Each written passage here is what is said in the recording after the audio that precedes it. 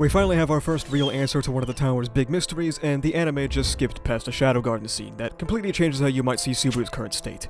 I've gone through what was cut, and you need to hear what didn't make it into the episode, so make sure to stick around until the end. The episode immediately opens with Newbaru once again proclaiming that he's back, and just to make sure we're all on the same page, no, he was not supposed to get his memories back in Season 4, Episode 11.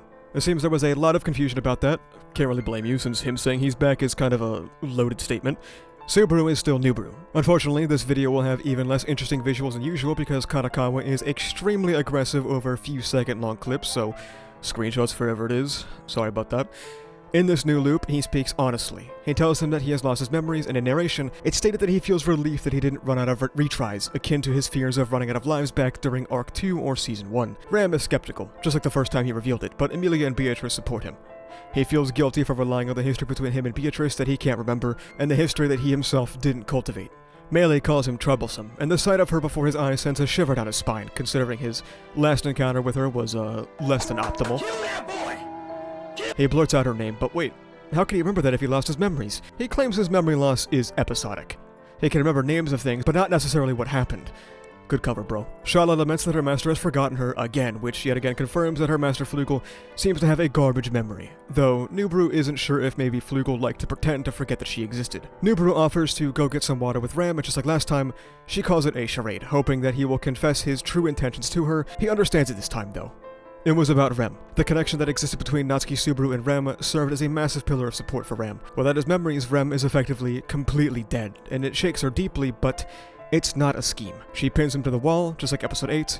Her eyes flashed, and she glared at him so close their lips almost touched. He finally realized the roaring fire in her eyes was more grief than anger. I will get Rem back, he says. Rem, my memories, what we came here for, everything. I'll make sure we get everything we came for, and that we all go home together. He grabbed her hands and they traded places against the walls. As he spoke his resolve to her, her tone was weak, so he ignored her remarks and asked to borrow her power. He needs everyone's strength, he says. The Natsuki Subaru you all know, he might not have needed to say something pathetic, but I do. They form a promise. He'll do everything he can. He'll throw himself into every fight as many times as it takes. If he gives up or fails, do whatever you want to me, he says. She slaps him, telling him he's a promise breaker and letting him know that he has never been a talented man who could take care of things alone. That shot of Ram looking down on him is also a callback to Season 1, which rules. I feel that this and things like this kind of circle back to what I discussed in my Episode 11 video last core, and if you missed it, I can kinda recap it. I feel that Newbaru's declaration at the end of last episode served as a triumphant moment, but also a pretty dark and self-sacrificing one. Even if he doesn't love himself, trust himself, or believe in himself, he believes in the people around him and will destroy himself for the sake of them. And in Newbaru's case, it's something unique. Natsuki Subaru cannot die, but if Newbaru is entirely painted over by Natsuki Subaru upon the return of his memories, then, well, he effectively dies. In a rare turn of events, a version of Subaru has a death condition. That's what makes Newbaru's resolve really grim, because while Subaru threw his life away with the knowledge of another skin suit of his on the other end, Newbaru is ending his life forever for his friends. Arc 6 or Season 4 serves the function of literally taking Subaru's character apart, to make him look more objectively at the expectations that people hold of him, and now he forms this promise with Ram to destroy himself, to throw himself into any and every battle to restore everything. It's powerful and it's sad. Her voice changed as she told him that he cared about Rem. Her menacing pressure suddenly disappeared, and she tells him to stand up. She won't allow him to give up or fall to his knees. He quietly mutters, Natsuki Subaru really was here, right? To which she calls him an idiot. You only lost sight of yourself for a brief moment. It just feels like you disappeared because you were hidden beneath a slew of things that have all piled up together, like a flower buried under the cold snow, that shows itself once the spring comes. That's all it is. At that moment, Ram making a point of not looking at him as he looked so pathetic and not saying anything else really did feel like a mother's kindness to him. After removing the filter of doubt Newbaru had in previous loops, the situation had changed significantly, even if nothing much had changed at all. A murderer, a torrent of shadows, an army of witch beasts reads freedom, and a mass slaughter in the tower. There were many things to take care of, and the first found him standing atop the spiral staircase. Using his cheat-like foreknowledge, he turned around at the last moment, catching the assailant's outthrust hand. Melee portrait. I'm sure, to not many people's surprise, was the murderer.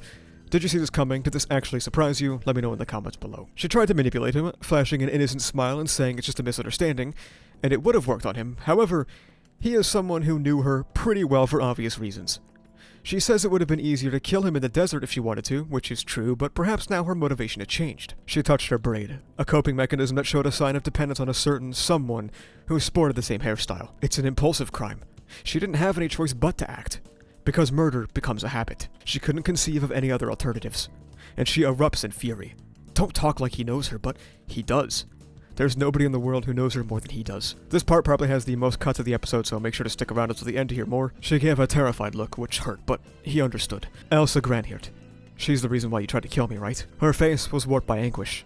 This was anger. Anger at someone stepping with muddy boots into a place she didn't want anyone to go. A thing she didn't want anyone to touch. Screaming that nobody knows how she feels, she throws herself off the edge. Elsa was an outrageous woman, and an awful woman, and also a disgusting woman. She became so big. Meili didn't want her to disappear. She was an outrageous, awful, disgusting part of Meili's life. Her presence was so large that calling her a part of Meili's life didn't do it justice. If that was going to be revealed and violated, if Elsa Granhirt was going to be killed, then Meili Portrout would. She tells Newbaru it would have been better if he let her die, and he apologizes. The Natsuki family style is to barge right into other people's hearts, though they do make sure to take their shoes off before stepping into their homes. A fun fact, this line about taking off shoes was actually posted on Twitter by the author multiple years before it was actually written. It was a cool piece of foreshadowing. He understood how Meili felt. She idolized Elsa, loved her, and looked up to her, and when she lost her, Meili felt a murderous urge emerge from the grief, the pain, the hatred, and the disappointment. She genuinely didn't realize it herself. She didn't realize that she had lost something precious. She was a sad girl so clueless that she didn't understand how deep the wound to her heart was. Meili Portrout was a killer created by her surroundings. Her life was tragic from the beginning, and Newbaru hated the world for not giving her any other choice. So he tells her to leave it all to him. He'll do his best. But she can't believe him, saying that he'll say anything if it's convenient, and he accepts that. Then they'll make a promise not just between her and him, but between her and them. Which is when Emilia arrives. Newbaru asked her to be there in case anything happened to Meili. He patted her head, not strangling her. He thinks that he offers a different solution from the other Natsuki Subaru. Reuniting with the party, Sharla asks is it really okay to keep a killer around, and Newbaru says it's fine. No one ever taught her any better, so that's what he's going to do now. If she tries to kill him again, well, he would have been a pretty awful teacher. He'll ask everyone for help, including Sharla, though she's probably more of an example of what not to do. She squeezes her face in joy, vowing to raise kiddo number 2 into a proper person, just like Master told her to. Julius was watching the outside in case she used her divine protection, but it seems to be fine for now. Newbaru nods and says he's hoping that he can put on a good performance to teach Meili, to which Julius accepts. The party once again returns to the topic of Newbaru's missing memories, but he opts to put it aside for now. He asserts it's likely related to the tower's traps. If they complete the tower, perhaps they'll return. Ram felt conflicted leaving Subaru's memories, but she agrees with his assessment, a testament to how much faith she put into his promise. The party was in agreement, and thus, Newbaru's first proposal, their next step, find Reed Estrella's Book of the Dead. End of episode. This episode was actually pretty solid. I assume myself and others had expected the core return to not be particularly exciting and probably the weakest episode of the core, and I mean maybe that's still true, but still this was good. The first quarter of the episode was not all that exciting, but I think everything beyond this was pretty well presented. I was especially a fan of the Ram and Subaru segment with callbacks to Season 1, and some framing that I enjoyed, and the OST that plays in this section, I don't know if it's new or not, but it fucking slapped. I've said it before and I'll say it again, I'm not really an OST guy, so maybe it isn't even a new one, I don't know. I don't usually pay attention, but it hit. You know, if the song is that good, I'm gonna pay attention. I also thought it was cool to see stuff from Meili's Book of the Dead, but this time without the sepia filter. I bet the exhausted, downtrodden animator was ecstatic when they got to reuse cuts instead of having to draw more. Per usual, the voice work was great, but that's the standard of ReZero at this point, except you. If I had to complain about anything, I would say the use of the ending song as an overlap here really did not work, dude. It was really funny. If you're not tapped into the community at all, a lot of people ask for the ED to be played over the episodes, like a lot of the older ReZero seasons. So I guess they were finally like, God, dude, fine, here. It does not work. It's super whack. Overall good episode, even if it was nothing crazy, I'd probably give it a 7 or a 7.5. The first cut of the episode and of the core is yet another Shadow Garden scene. We may have gotten one in Season 4, but I guess we shouldn't have gotten used to seeing them around. A dark, black, far, deep, long, heavy, and bitter darkness. He could no longer tell where his body ended and the darkness began, and it wasn't only his external form that became uncertain. The confusion went deeper, touching upon his true nature. Perhaps even touching his soul. After losing sight of the essence of what made him him, and aimlessly wandering for so long, he finally had a small fragment of it at his fingertips. That was what it felt like. This fragment was vague, and the unease and hatred welling inside him made him hesitant to bring it closer. Was this the version of himself that he had been searching for? Would this be the beginning of a completely different self? Was this the right choice? Was this the right place? Was this the person he wanted to be? The one who was trusted, forgiven, and accepted? And then a voice chimed. I love you. His indescribable worries melted away as the guiding voice faded, toward the white, bright, high, noble, beautiful, sweet light. I think the section is good for showcasing Newbaru's uncertainty as he head towards the future of Natsuki Subaru, being unsure of the person he's taking hold of, but perhaps the anime thought that it was redundant and they could remove it, which is fair. The next cut comes during Newbaru's confrontation with Meili. Specifically, there's a small portion where Meili asks if Newbaru is setting her up, trying to tie up loose ends, asking him how he's going to kill her. She reaches down and grabs his hands before placing them around her thin neck. His heart raced for a moment, but it's not as if she could have remembered how he had killed her before.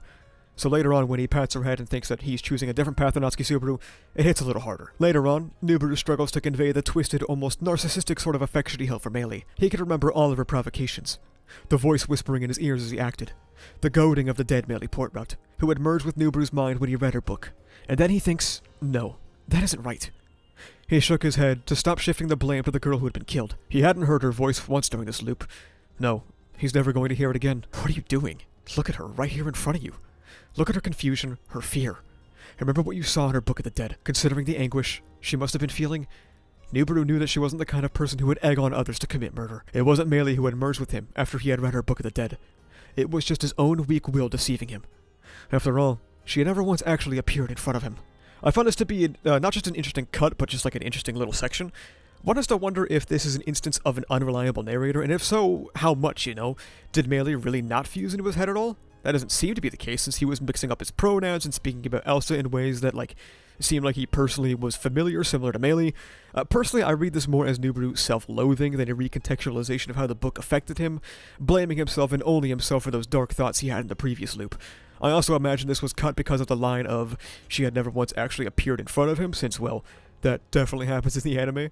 Later on, when Amelia shows up, when Amelia remarks that Subaru told her to be here in case something happens to Meili herself is a bit taken aback. For me and not him, she mutters, to which they both confirm. Newbaru says that she was the only one he was worried about, and he thinks back to the Natsuki Subaru was here scribbles, and he was unsure whether that Natsuki Subaru might try and do something to her, so he had Amelia stand guard. When returning to the group, we get a few more reactions from the party. Betty was very scared for Subaru's safety, but Shala says it's fine because Master can't die anyway. Meili is horrified that so many people know about that moment.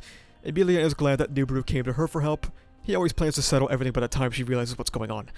Ram compliments Newbaru's efforts, surprisingly, so Makita tells him that Ram had been waiting for him to come back the whole time, and that memories or not, Subaru's essence is the same. He thinks to himself, this is enough to say that I finally made some real progress, right? Akida's remark about his essence being unchanged is something said multiple times throughout the past couple of volumes, and I think it's something interesting to keep in mind when thinking about Subaru, Newbaru, and Flugel. I'll let you all fill in the blanks here. The final cut is pretty small, but while talking with the party at the end of the episode, Newbaru is carefully gauging the reactions of everyone around him, testing whether he has found the right level of intimacy, and he resolves himself. He will return Natsuki Subaru back to them. It's good to finally be back. What did you guys think of the episode? Are you excited to see what lies beyond? Do make sure you let me know. And just like last core, Jordan and I will be live here on this YouTube channel in about 6 hours after posting, so make sure you pull up if you want more episode discussion. That's about it for this week, so I will see you all for the next one. And quite an interesting one it should be. Thank you so much for watching. If you like this video, make sure you subscribe for more. You can also check the description down below to become a member, which gives you benefits like early videos, membership badges, and cool custom emotes. You can join the Discord where we talk about ReZero, Kagurabachi, Jujutsu Kaisen, and all kind of stuff. Additionally, you can go to the channel store and pick up some awesome stickers made by our channel artist, so you can carry the power of Graphia with you on your water bottle. That's about it though. Thank you for watching. See ya.